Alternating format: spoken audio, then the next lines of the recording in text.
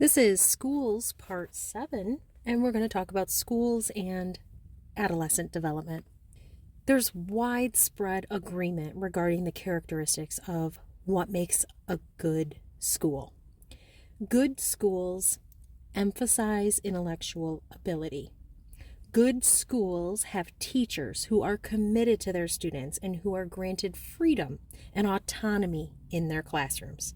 Not so many rigid rules for teachers. Good schools are well integrated into the surrounding community. At Mott Community College, we call this experiential learning. Good schools have good classrooms in which students are active, not passive, and they participate in the whole process of education. And lastly, good schools are staffed by teachers who are well qualified and who have received special training in teaching adolescents.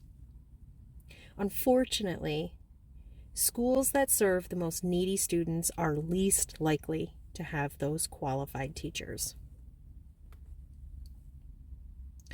The effects of school on adolescent development. Look, staying in school is obviously preferable to dropping out, not only in terms of future earnings for the individual, but in terms of intellectual development as well.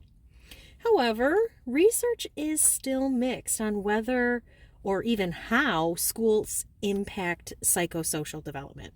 Some experts argue that schools don't influence psychosocial development because they emphasize obedience and conformity, and they fail to encourage creativity and independence and self-reliance.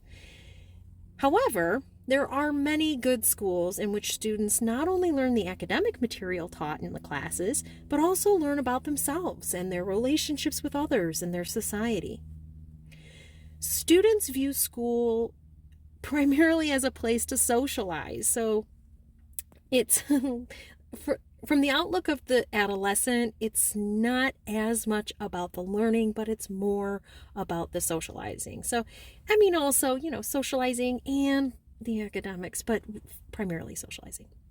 Student relationships with peers have the strongest influence on their level of happiness, how they feel in school.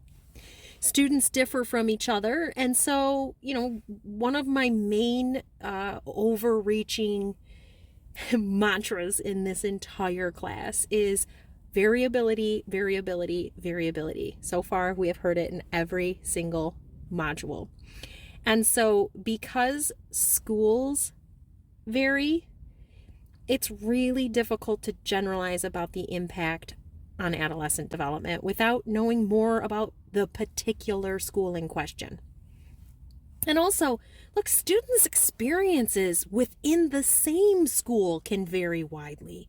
It depends on what track they're on, what peer group they're in, what crowd they belong to, what their extracurricular activities are, what relationships they have with their teachers, and if they're positive or negative. There are so many things that account for that. So it's very, very difficult.